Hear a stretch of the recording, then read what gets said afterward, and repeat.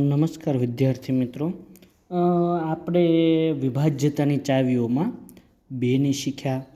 ત્યારબાદ વિભાજ્યતાની ચાવીઓમાં 2 બાદ 5ની શીખ્યા અને ત્યારબાદ 10ની. બરાબર. તો આ ત્રણ ચાવીઓ એકમનો જે અંક હોય, બરાબર, એકમનો અંક એના પર આધારિત ચાવીઓ હતી કે એકમના અંક જોઈ અને જવાબ આપી શકાય એવી ચાવીઓ હતી. આજે આપણે મિત્રો 3ની ચાવી શીખશું. કેની? 3ની. બરાબર.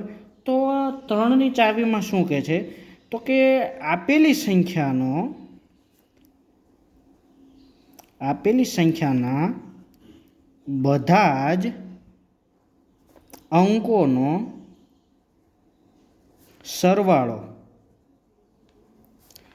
3નો અવયવી મળે તો આપેલી સંખ્યાને 3 વડે નિશેષ ભાગી શકાય. બરાબર. તો અહીંયા કણે મિત્રો આપણે વાત કરીશું 3ની ચાવીની. તો 3ની ચાવી એવી છે કે આપેલી સંખ્યાના બધા જ અંકોનો સરવાળો 3નો અવયવી મળે તો આપેલી સંખ્યાને 3 વડે નિશેષ ભાગી શકાય. બરાબર. સરવાળો તો બરાબર છે, કોઈ સંખ્યા હોય તેના બધા જ અંકોનો સરવાળો કરવો હોય તો સરવાળો તો આપણને આવડી જાય.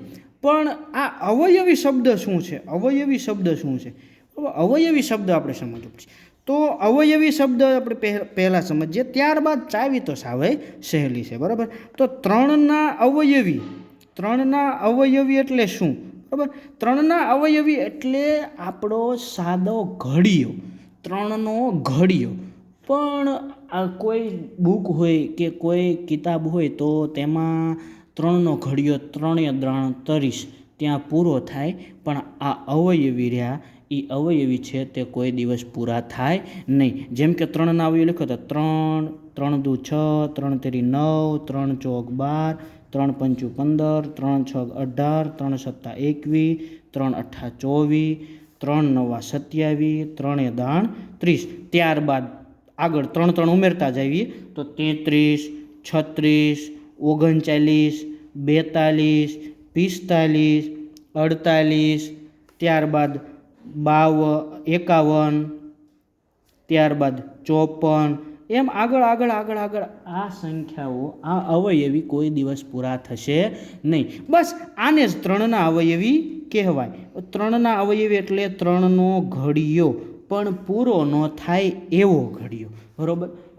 જે ઘડિયો પૂરો થઈ જતો હોય તે આપણા દેશી હિસાબ જે આંક આવે છે તેમાં તો આપેલો જ હોય છે, 3×30 ઘડિયો પૂરો થઈ જતો હોય છે. પણ આ અવયવીનો અર્થ સામાન્ય ભાષામાં કરીએ, બરાબર, તો 3ના ગુણકો બધા. બરાબર. 3ના ગુણજો.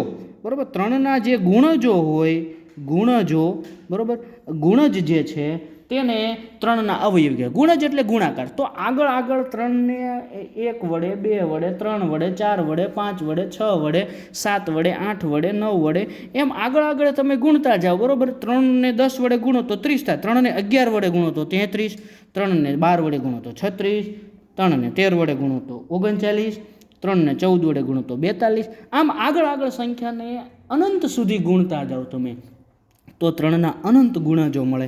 એટલે કે 3ના અનંત અવયવી મળશે. અવયવીનો અર્થ આવો. હવે આપણે ચાવી ઉપર જઈએ કે ચાવીમાં એવું છે આપેલી સંખ્યાના બધા જ અંકોનો સરવાળો 3નો અવયવી. મતલબ એવો થયો કે તમને જો કોઈ સંખ્યા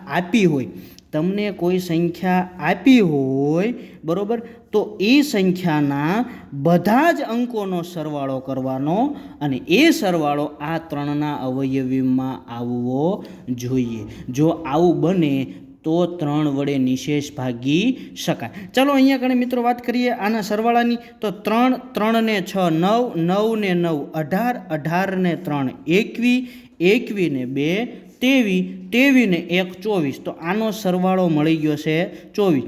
હવે આ જે 24 રહ્યા એ 3ના અવયવીમાં છે? તો કે હા, 3ના અવયવીમાં છે બરાબર.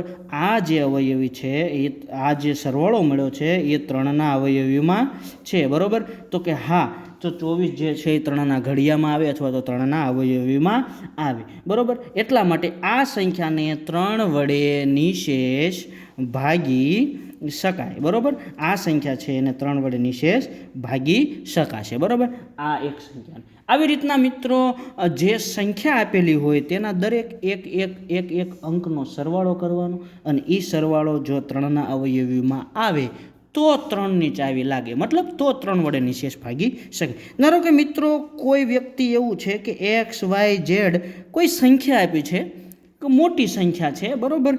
XYZ ABCPQ R આવી મોટી સંખ્યા છે બરાબર. તો એનો સરવાળો ધારો કે એનો સરવાળો મળ્યો છે તમને 72 અથવા તો એનાથી પણ વધારે મોટા અવયવીનો સરવાળો મળે બરાબર.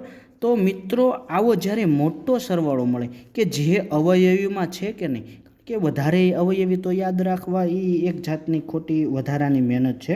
વધારે અવયવી યાદ ન રાખવાના હોય, જ્યાં સુધી યાદ રહે ત્યાં સુધી ઠીક છે, બાકી 3નો ઘડિયો સુધી તો યાદ હોય જ તે બાળકોને બરાબર.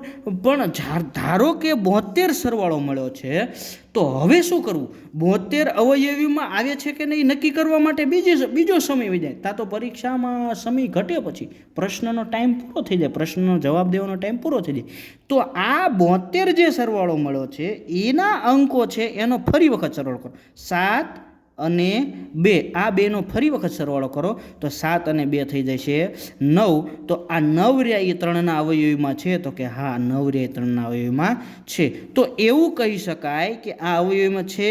તો આ જે સંખ્યા આપેલી છે તમને મોટી XYZ જે કંઈ સંખ્યા હોય એ સંખ્યાને 3ની ચાવી લાગે, એટલે કે 3 વડે નિશેષ ભાગી શકાય બરાબર. જો મિત્રો તમને આ વિડીયોમાંથી કંઈક નવું શીખવા મળ્યું હોય બરાબર, અમારો વિડીયો ગમ્યો હોય તો તમારા મિત્રો સુધી આ વિડીયોને શેર કરો. એમાં ખાસ કરીને જે ગણિતની તૈયારી કરે છે, જે ધોરણ 4-5માં ભણે છે તે લોકોને પણ આ વિડીયો કામનો છે.